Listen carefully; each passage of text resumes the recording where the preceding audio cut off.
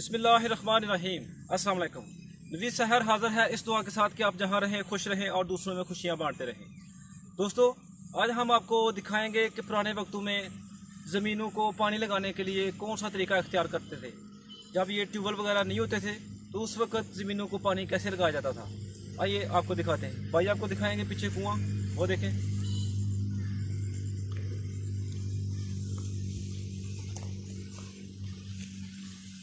आइए आपको कुआँ दिखाते हैं।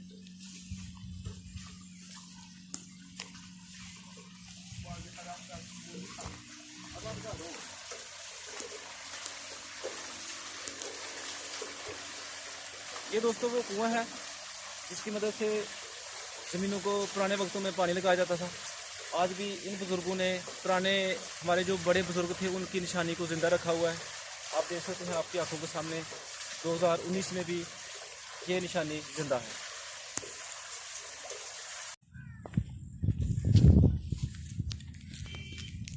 ये दोस्तों तकनीक है, ये देखें व्हील, ये व्हील गद्दा इस व्हील को चलाता है और ये व्हील इस व्हील को चलाता है और ये व्हील फिर पूरे कुएं को चलाता है और उधर से पानी निकलता है। ये देख सकते हैं आप।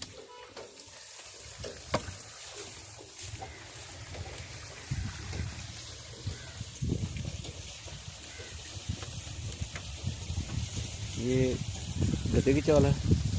और दोस्तों ये एक इंटरेस्टिंग बात है कि ये जो पीछे पीछे शापर चल रहा है ना, ये इसलिए लगाया हुआ है कि इसका जो शोर है पीछे घास के साथ, इसकी रगड़ के साथ जो शोर पैदा हो रहा है, गद्दा समझे कि मेरा मालिक मेरे पीछे पीछे आ रहा है, तो ये रुकता नहीं है फिर। तो ये कुएं की चाल है, इसको दिखाते हैं।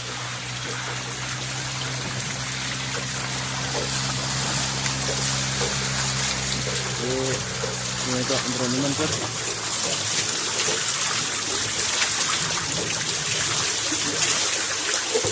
ये आप देख सकते हैं कि किस तरह ये चैन आ रही है नीचे से ऊपर।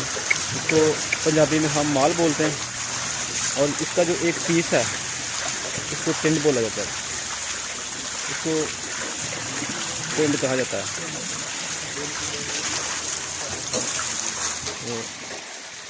और ये देखें बेहतरीन अंदाज से आप सोच सकते हैं कि एक गद्दे की मदद से इतना पानी निकल रहा है। बहुत ही खूबसूरत मंजर। ये इधर से होके पानी फसल में जा रहा है।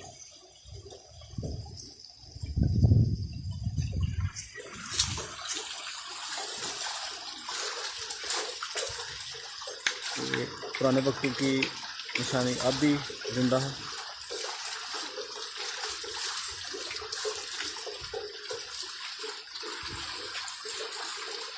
अभी हम इन बुजुर्गों से जो इस कुएँ के मालिक हैं इनका इंटरव्यू करेंगे।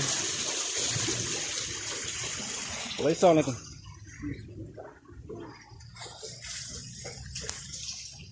क्या हाल ठीक हो? हाँ दसो कि कितना पुराना कुआ है? सबसे पहले सू दसो कि नाम की है?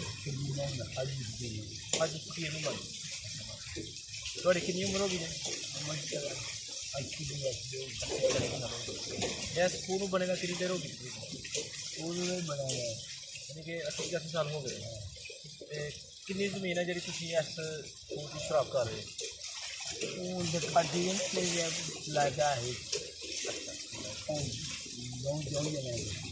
ये मजबूरी है या तुम वैसे शौक नाल अपने मजबूरी नहीं शौक नाल ही रखे आंदे मुंडे आदमी हमारी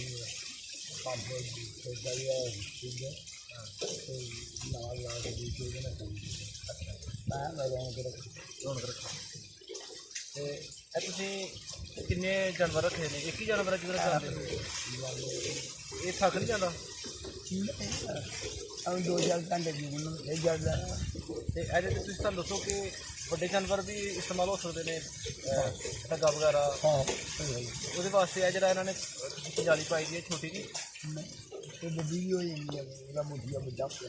अच्छा यही वो बड़ी हो जाती है। ठीक है, सानू बड़ी खुशी हुई है कि अं चलो कम करना देखा कि अपने साढ़े बड़े जो बुजुर्ग हैं जिस अंदाज में कम करते सन कि अज भी उस निशानी को जिंदा रखा है ਤੇ ਜਿਹੜੀ ਹੈ ਉਹ ਪਿੰਡ ਵੀ ਆ ਗਏ ਉਹ ਜਿਹੜੀ ਮਾਂ ਜਿਹੜੀ ਹੈ और गई ਦਾ 500 रुपये ਦਾ ਪੈਸਾ ਨਹੀਂ ਕੰਮ ਕਰਦੀ वो कादे वास्ते होंदी है जी सामने ਆ ਰਹੇ ਜੀ दिखाने तो लोग ਤੇ ਜਾਨ ਇਹ ਮਾਂ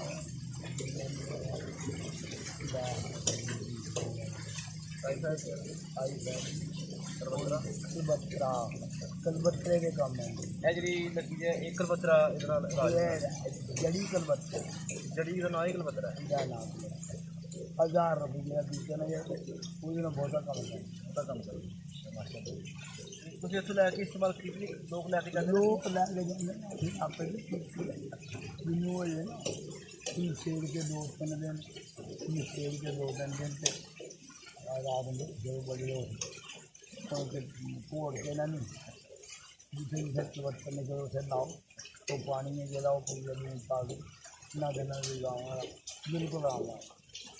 दोस्तों अंकल बता रहे हैं कि इस कुएँ के अंदर जो आपको हम अभी दिखाएंगे जड़ी बूटी है उसका कलबत्रे का इलाज उस जड़ी से होता है।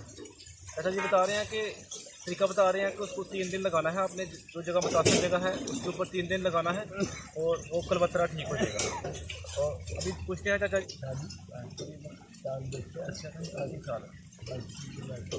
खूब करीब उन्होंने बने है चाचा जी। बहुत मेहरबानी, शुक्रिया, अल्लाह पाक तो खुश रखे और लंबी जिंदगी दे। बहुत शुक्रिया, मेहरबानी।